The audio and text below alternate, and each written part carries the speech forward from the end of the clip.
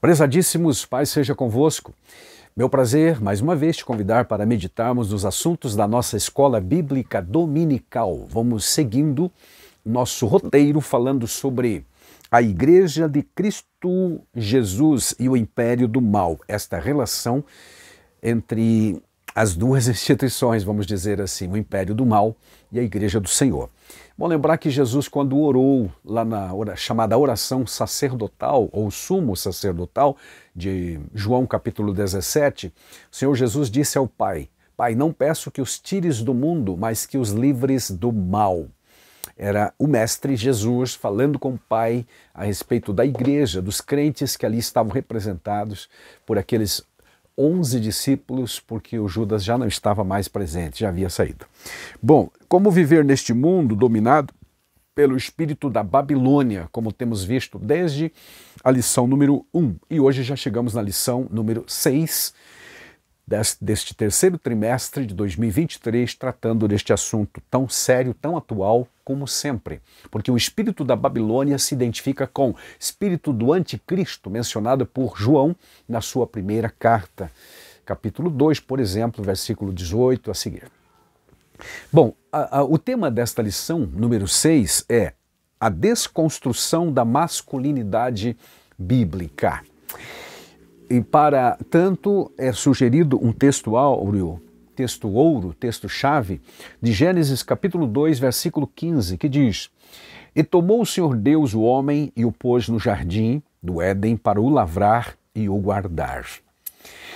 O termo lavrar, naturalmente, significa cultivar, e guardar aqui tem sentido de tomar conta dele. Muita gente já se questionou, mas guardar o Éden, não havia até então inimigos físicos nenhum, guardar do quê? Na verdade, tomar conta dele. Qualquer jardim, qualquer pomar, que a leitura de Gênesis dá mais a intenção de um pomar, porque havia árvores frutíferas ali. Então, o homem foi colocado ali na função leve, suave, não muito pesada, de guardar o jardim, mas era uma incumbência dada pelo Criador ao primeiro homem, então recém-criado. Eu digo recém porque não temos a conotação de tempo em Gênesis antes da queda, não há uma contagem de tempo. O que sabemos é que Deus fez o homem adulto já, em condições de trabalhar, enfim, de cuidar, né? Que é a função aqui.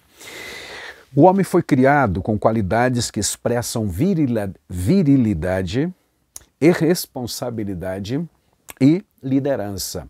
Responsabilidade pode ficar claramente subentendida no versículo que acabei de ler, onde o Senhor Deus plantou o jardim e colocou o homem para cuidar dele.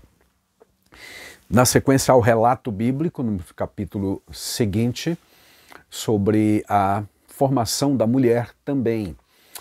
Não é que Deus já não havia os criado, macho e fêmea, mas Deus dá um relato de como fez a mulher, complemento afetivo do homem. Enfim, o casal foi colocado no jardim para cuidar. Mas aqui o foco desta lição é sobre o homem, propriamente. Ou seja, mais propriamente ainda, a masculinidade conforme ensinado na Bíblia Sagrada, e essa tentativa moderna ou pós-moderna de desqualificar ou desconsiderar, porque quando se prega apologia, por exemplo, à homossexualidade, está se combatendo diretamente a masculinidade conforme é proposto na Bíblia Sagrada. Não tem nem dúvida disto, tá certo, amados? E o texto bíblico que nos serve de base está em Ruth, capítulo 4, 7 a 12, focando e apontando Boaz, um judeu que vivia lá em Belém, como um exemplo de masculinidade proposta, de masculinidade exemplar na Bíblia Sagrada.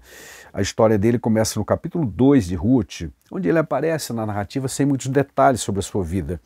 Simplesmente diz que Noemi tinha um parente de seu marido, homem valente, poderoso, da família de Elimeleque. Este poderoso aqui é porque ele tinha muitas posses, então era comum nos tempos do Antigo Testamento uma pessoa rica em posses materiais ser chamada de poderoso. E era assim. Mas ele era valente. Deduz-se também, e aliás vai ficar provado na narrativa a partir daqui, e especialmente neste capítulo 4, a sua bondade, a sua generosidade, a sua seriedade e a sua honradez. E por isso ele é um exemplo de masculinidade, porque isso não tem absolutamente nada a ver com machismo, com prepotência, com violência em absoluto. Um homem verdadeiro, biblicamente falando, é alguém que sabe se colocar, desempenhar as suas funções enquanto marido, enquanto pai, enquanto líder, portanto, da família, enquanto cabeça, porque a Bíblia propõe, apesar do tempo difícil que vivemos e de tantas configurações diferenciadas de pretensos arranjos familiares por aí, a Bíblia continua dizendo que o marido é o cabeça do lar, é o cabeça da família. Isto no Novo Testamento também, que está muito mais perto de nós. Certo, meus amados? Então, voltando ao tema geral do nosso trimestre, que é a Igreja de Cristo e o Império do Mal, procurando conviver ou viver neste mundo dominado pelo espírito da Babilônia. Bom lembrar que Jesus, quando orava em João 17, ele pediu ao Pai, Pai, não peço que os tires do mundo, mas que os livres do mal.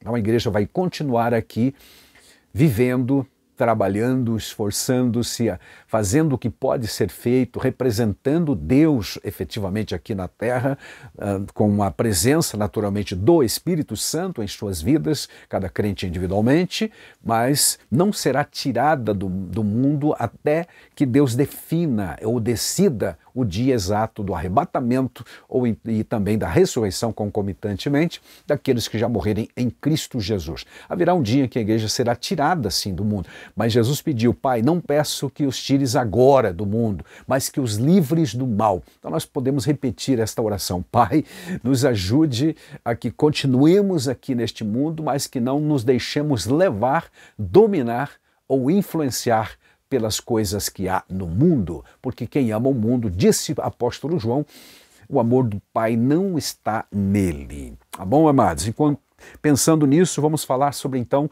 o tema a desconstrução da masculinidade bíblica. Por vários excessos, distorções, falácias relacionadas à masculinidade, mas identificada muito mais, aliás, como machismo de um lado e do outro o incentivo, a apologia exacerbada, meus amados, à homossexualidade, tem se esquecido muito a questão da masculinidade positiva.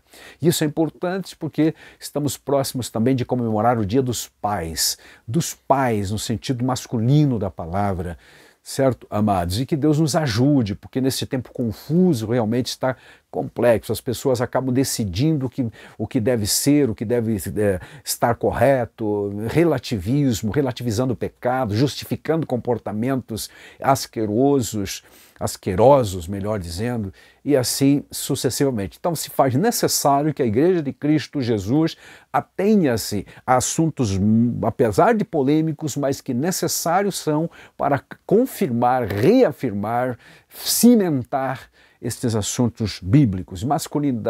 Masculinidade verdadeira é um destes assuntos.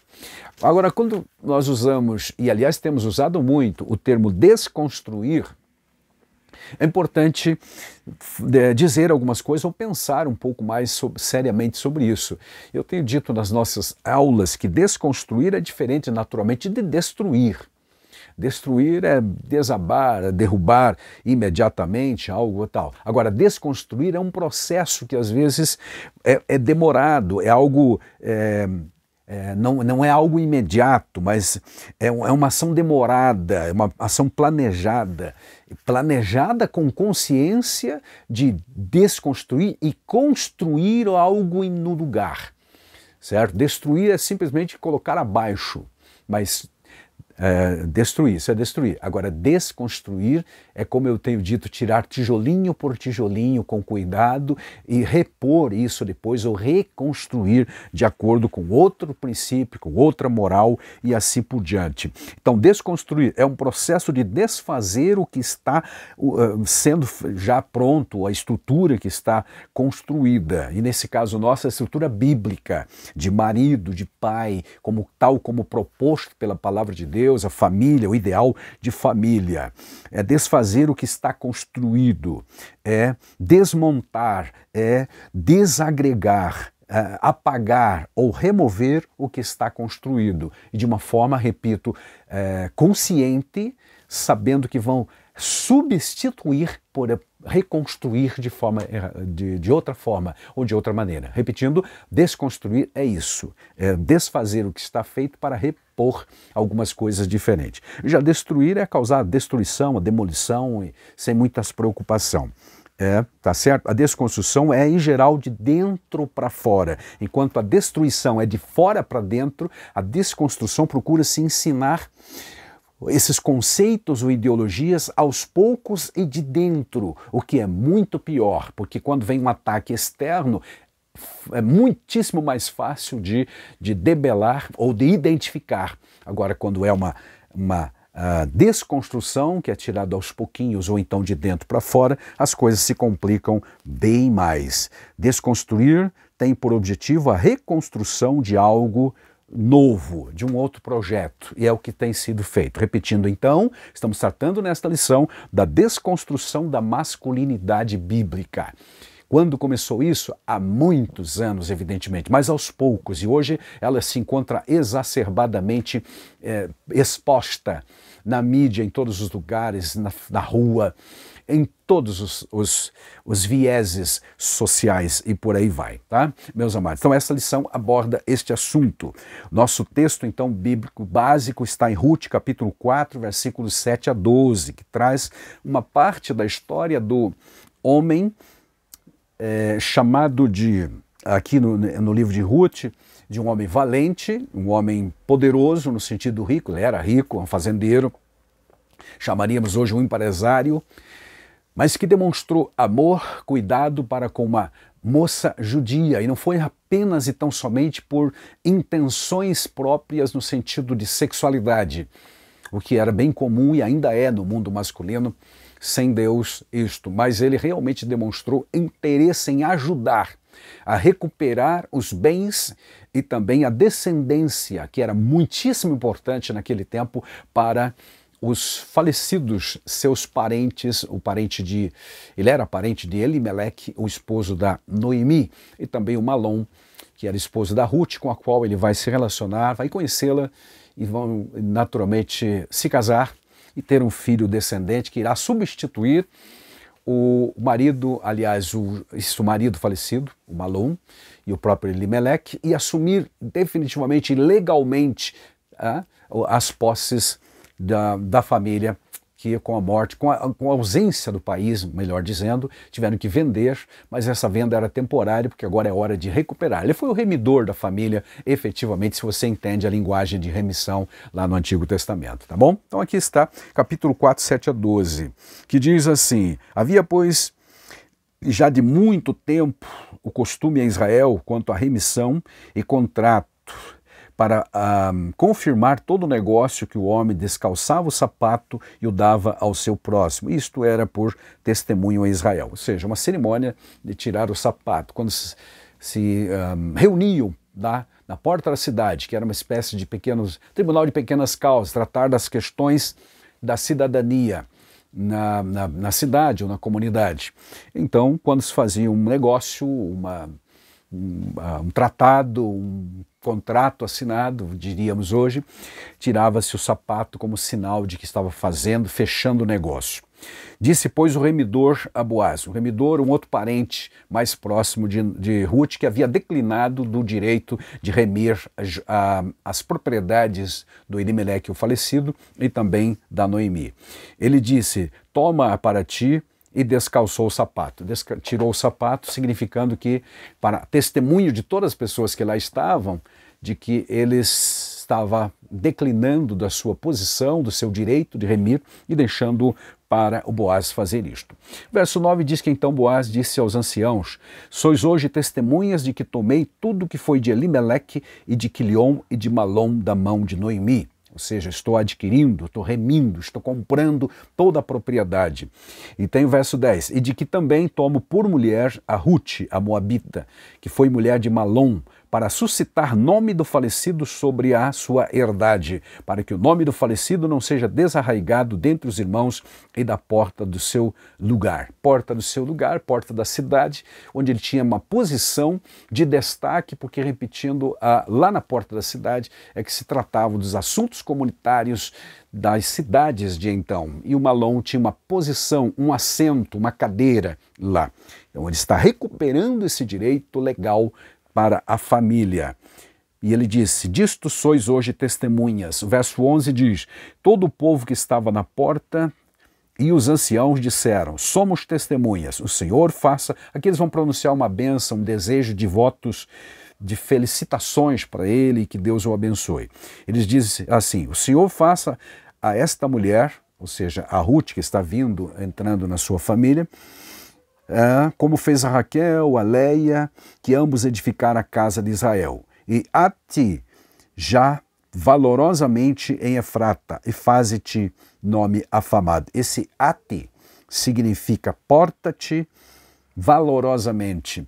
Ou você, Boaz, tem se portado valorosamente, então continue sendo assim. E o versículo 12 continua a bênção que os anciãos estão pronunciando sobre Boaz e dizem o seguinte: e seja a tua casa como a casa de Pérez, que Tamar teve de Judá, da semente que o Senhor te der desta moça. Repetindo, esses dois versículos últimos fazem parte de um voto, de uma bênção que eles desejavam para a nova família, a nova constituição familiar que estava surgindo entre Boaz, casamento, Boaz e Ruth. Glória a Deus. Eles serão realmente abençoados por Deus e estarão presentes, inclusive, na genealogia do próprio futuro Messias de Israel, o Senhor Jesus Cristo, através do seu filho Obed, que vai nascer. Muito bem. A lição, então, aborda, meus amados, primeiro que tudo, a reafirmação bíblica da masculinidade, ou seja, o tópico 1 fala a masculinidade bíblica. E para falar disso, amados, nós temos o desdobramento do assunto em três subtópicos. Um deles, a criação divina do ser humano. Aí é lembrado o ato criativo do Senhor Deus em relação ao homem. Macho e fêmea os criou, diz a Bíblia. Então a masculinidade faz parte desde o início. O que define os gêneros não é a decisão da pessoa, biblicamente, mas a forma como Deus fez, macho e fêmea. Então é o sexo, efetivamente, que define se eu sou homem ou se alguém nasce homem ou nasce mulher, tá certo? Deus é o criador de todas as coisas, no céu, na terra e no mar também, diz Gênesis 1, Êxodo 20, versículo 11, etc. A Escritura registra que ele criou o homem e definiu-o pelo sexo, repetindo, não foi o Adão que escolheu, não, eu vou escolher ser, sei lá, eu vou escolher ser homem, ou ser mulher, ou o quê? Não, foi Deus que definiu, macho e fêmea os fez, diz a Bíblia em Gênesis 1, 27. É preciso enfatizar isto devido à apologia que se faz hoje sobre essa questão de gênero, meus amados, em que a pessoa nasce, segundo essa ideologia, neutro. E aí, no futuro, um dia, ele vai decidir o que vai ser na vida, se vai ser homem ou vai ser mulher. Biblicamente, não. A masculinidade vem da criação, da definição. É o sexo que define se eu nasci homem ou então mulher. Tá certo que o ser humano nasceu homem ou mulher. Desse modo, pode-se afirmar que nenhuma outra criatura foi feita como o ser humano, porque para única e exclusivamente o ser humano é que a Bíblia diz que foi feito à imagem e semelhança de Deus. Tá bom? Um outro subtópico deste tópico fala sobre a característica masculina, as características que expressam, né, que definem a masculinidade. As Escrituras revelam um conjunto de características do papel do homem na história, bem como segundo a sua constituição biológica. Aqui reafirma-se o fato de que ele foi feito macho ou homem, como dizem as versões mais recentes, e também a mulher feita mulher. Tá certo? Ao criar o homem, Deus lhe confiou duas tarefas primárias, originárias, duas tarefas chamadas de mandatos ou ordens. Era para ele cultivar e guardar o jardim, conforme Gênesis 2,15, que nós já lemos. Esses dois termos assumem o mandato divino para o comportamento masculino. Significa que as funções de prover e proteger.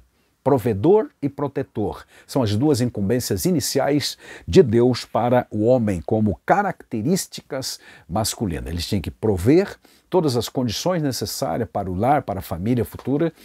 É claro que por enquanto está ele só, mas o jardim foi colocado lá e Deus disse: cultive e guarde o jardim. Isso vai derivar na questão da provisão e da proteção. Guarde o jardim.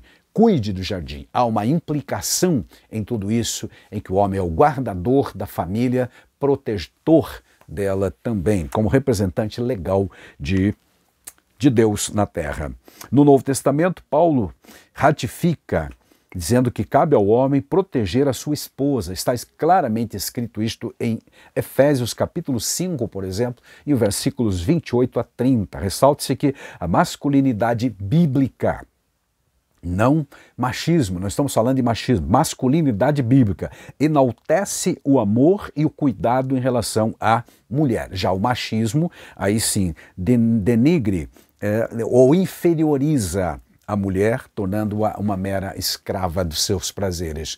Não, a Bíblia não fala, nem apoia e nem faz apologia ao machismo, mas sim expressa, confirma, estabelece a masculinidade sadia, sagrada até porque não, né? Criada e dada por Deus. E ainda falamos neste mesmo tópico sobre a liderança masculina. Deus confiou ao homem a responsabilidade de liderar, de ser o cabeça.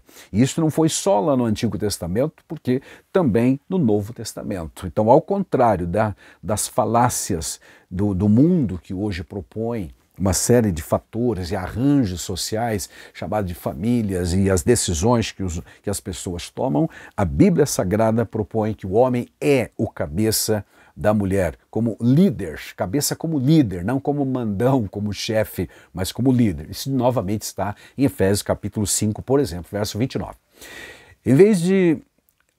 Uma vez que Cristo Jesus se entregou pelo bem-estar da igreja, Paulo diz que o marido deve amar a sua esposa e se entregar tal como Cristo fez pela igreja, ou seja, se necessário for, o marido vai fazer isso sim, vai entregar seu tempo, seu amor, sua dedicação em favor integralmente da sua família, vai defendê-la em tudo que tem, tudo que pode.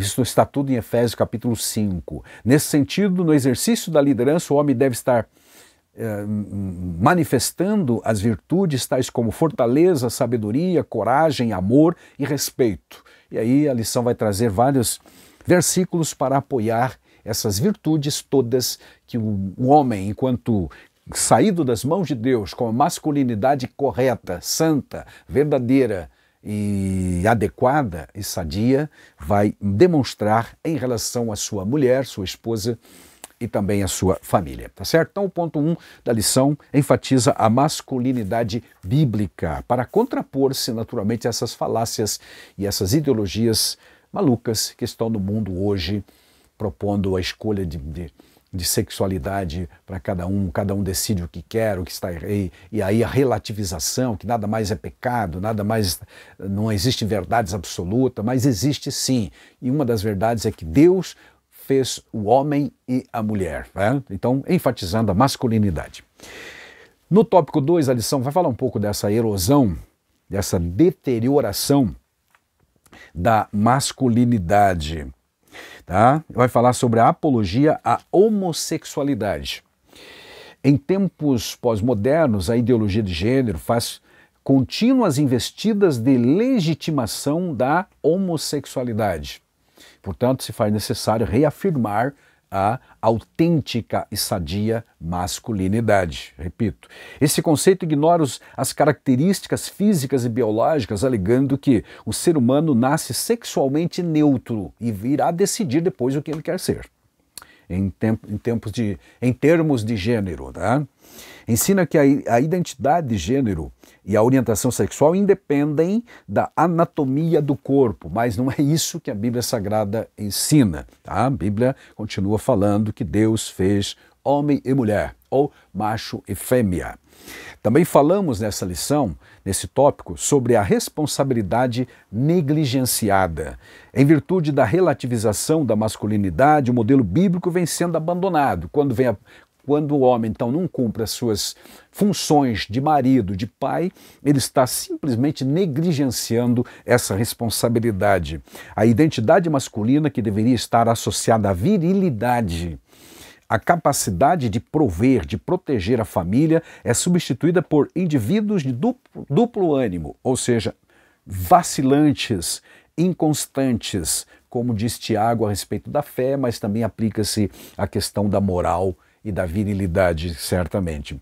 Os efeitos desse comportamento, amados, resultam em inúmeros casos de desajustes familiares, abandonos de lares e por aí adiante, tá, meus amados. Essa confusão realmente que reina hoje na sociedade, não só no Brasil, mas no mundo todo, porque desprezaram o modelo bíblico, deixaram de lado a valorização da masculinidade e da feminilidade também, que será um tema de uma próxima lição. Tá certo, meus amados? Que Deus ajude, que Deus nos dê graça, como igreja que estamos neste mundo, que não somos daqui, é verdade, mas vivendo nessa erosão, dessa deterioração dos verdadeiros ensinos da palavra de Deus, essa desconstrução, como já dissemos no tópico anterior. Tá? Então há uma crise de liderança, né? Porque se eu negligencio a responsabilidade, então não há liderança séria.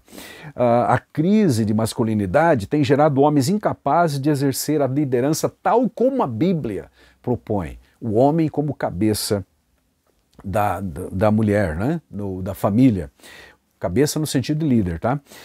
Uma sociedade sem líderes eficazes transforma-se em anarquia. Verdadeiramente. Em Eclesiastes 10 e 12, temos um texto interessante a respeito dessa falta de liderança forte numa nação, num grupo, numa família. Por exemplo, lá no capítulo 10 e o versículo 16 de Eclesiastes, diz assim: Ai de ti, ó terra, quando teu rei é uma criança e cujos príncipes fazem banquetes de manhã.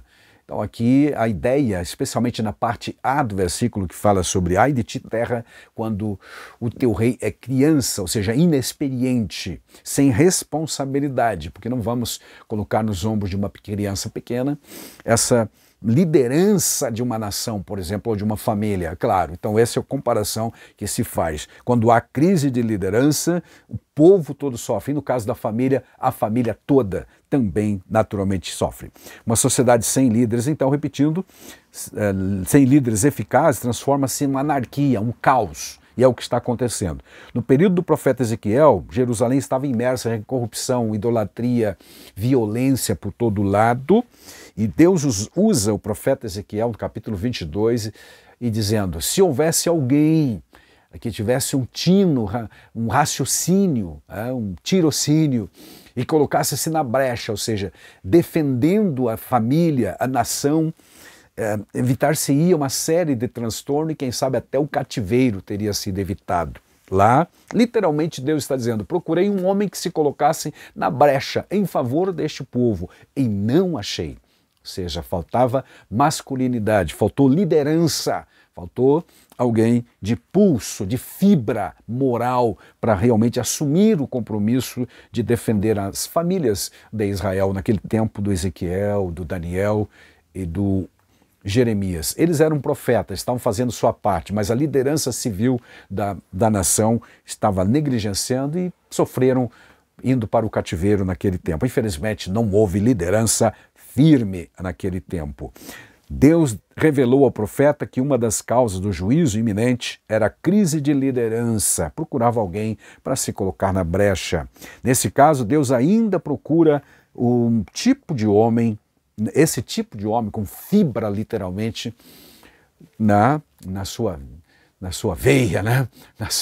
No seu ser, com decisões firmes, fortes, com princípios de moralidade verdadeira, que não se deixe dobrar, não se deixe levar por essas ideologias, por esse relativismo moral que está acontecendo, por essa sociedade líquida, como já disseram alguns filósofos. Lá em 1 Reis, capítulo 2, verso 2, Davi, nos últimos dias de sua vida, aconselhando o seu filho Salomão, que ficaria no seu lugar, reinando, ele disse, entre outras coisas, seja corajoso, Salomão, seja homem. E aqui o seja homem tem a questão também fortíssima da questão de moralidade. Seja homem no verdadeiro sentido, seja um líder forte. A nação precisa de alguém assim, dizia Davi. A família hoje precisa de líderes assim também. E nós precisamos orar nesse sentido para que aqueles que lideram, aqueles que são líderes ou cabeça de família realmente façam essa liderança dentro de casa, dentro do lar, e que a nossa sociedade viva uma vida melhor, cumprindo cada um o seu papel. A masculinidade não pode ser negligenciada, porque ela vai derivar uma liderança forte, no sentido masculino da palavra, ou então vai degringolar numa liderança frágil, e o caos estará estabelecido. Deus nos guarde, os dias são perigosos, são difíceis realmente e muito confusos. Só a graça de Deus. Mas lembre-se, Jesus disse, não peço que os tires do mal, mas que os livres do mal. Tua família, teu ser, tua vida que é salva em Jesus está protegida. Agora faça a sua parte, seja o líder que a sua família precisa. Amém. A lição termina então apontando Boaz como símbolo bíblico de masculinidade. Como ele foi? Ele foi um modelo de generosidade. Conhecendo a história dele, você vai encontrá-lo que ele apoiou, deu todo o amparo para aquela viúva e estrangeira que chegou para as terras onde os seus coletadores, terras dele, né, a lavoura dele, foi para respigar, ou seja, colher restolhos na lavoura dele, ele deu todo o apoio. E não foi por conta apenas de um sentimentalismo humano ou de influências sexuais, ou seja, de tendências apenas nesse sentido, como era até de esperar. Um senhor, o Boaz, rico, e jovem, pobre, carente, que está literalmente mendigando espigas lá na sua roça, ele vai se aproveitar da jovem indefesa. Não, bem o contrário. Não foi apenas uma aventura sexual. Não, ele realmente agiu, como diz o livro de Ruth, com nobreza, com interesse, com amor verdadeiro por restaurar a vida daquela família toda, não só da Ruth, mas da Noemi e dos falecidos Elimeleque, Malom e o seu irmão também. Tá? Ele era um parente de Elimeleque falecido, esposo de Noemi. Esta poderosa história, melhor, essa linda história, tá? Está registrado lá em Ruth, no livro de Ruth. Tá bom? A Noemi tinha perdido o marido, os filhos também morreram e ela ficou viúva, ela e a nora, e agora estão retornaram para Belém e precisam recomeçar. Mas para recomeçar precisam de dinheiro, precisam de víveres, precisam de manutenção. E as viúvas naquele tempo não tinham amparo legal algum, a não ser essa misericórdia de alguns fazendeiros que permitiam que elas, né, colhessem os restos dos cantos das lavouras. Mas o Boaz vai demonstrar um amor muito maior do que isso, porque ele era parente e acabou por resgatar o direito da Noemi e da Ruth também. E depois se casou com ela igualmente. Ao saber então que Ruth deixara a sua terra para apoiar sua sogra, Noemi, Boaz tratou ela com generosidade. É o que diz capítulo 2, 11 e 12. Então, repetindo, a ação dele foi baseada na generosidade, na bondade que teve por ela, né? compaixão, na verdade, também. Assim, apesar da compaixão de Boaz, Noemi e Ruth ainda estavam passariam apuros realmente, porque eram viúvas e, como eu disse, não tinham amparos, não tinham fonte de lucro. Mas ele fez de tudo durante todo o processo da colheita da cevada e do trigo naquele tempo, até que finalmente foi a barra dos tribunais de então para requisitar o direito de ser o resgatador da família. Bom, símbolo então de masculinidade como modelo de responsabilidade. Ele poderia, como dissemos, ter abusado daquela moça, como era comum acontecer e até hoje acontece. Fragilidade dela, sozinha, e junto com a sua sogra, que também é viúva. Mas em nenhum momento há abusos aqui, e sim responsabilidade. Ao prometer resgatar Ruth e a herança, Boaz estava ciente que esse direito de resgate pertencia a um outro parente mais próximo. Mas ele não burlou, não deu propina para ninguém. Ao contrário, movido de senso de responsabilidade e liderança, levou o caso legalmente aos anciãos da cidade, conforme Ruth 4, 1 e 2. Na audiência explicou que as terras estavam à venda, ou já tinham sido vendidas, e precisavam ser resgatadas. E eles só podiam fazer isto quem fosse parente da Ruth ou da Noemi. O parente que tinha a primazia, ou seja, era um parente mais próximo, acabou por declinar do seu direito, então Boaz assumiu este compromisso. Então, repetindo, ele foi tanto um modelo de generosidade quanto também de responsabilidade. Não fez a revelia, processo todo, porque a moça era bonita, porque fazer uma aventura ou criar uma aventura sexual ou qualquer coisa assim, prazerosa, aproveitar-se ou abusar da moça, absolutamente não. Ele fez isso de forma legal e foi até as autoridades. E então foi dado o direito de resgatar as terras. Ao adquirir a propriedade e tomar Ruth como mulher, Boaz tornou-se o provedor e protetor legal daquela família.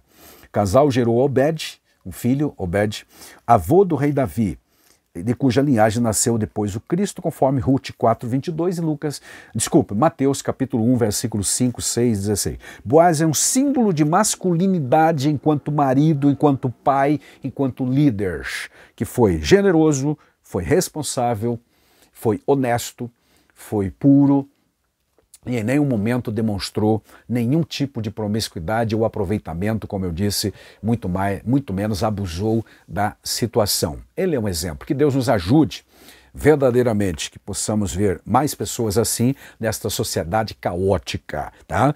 A desconstrução da masculinidade bíblica é o assunto, então, desta semana que estamos estudando, mas acreditamos na Bíblia Sagrada. Deus criou o homem com dois gêneros, masculino e feminino. Tá? Por isso, a diferenciação do sexo é realmente o princípio que determina se alguém nasce homem ou nasce mulher. Tá certo? Nascemos sim, homem ou mulher.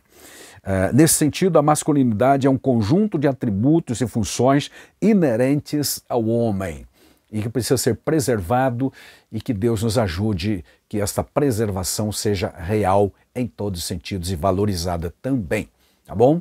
Deus em Cristo te abençoe, você que nos acompanhou, curta esse vídeo, compartilhe e até a próxima também, em nome de Jesus. É o desejo do meu coração que Deus continue te abençoando. Amém.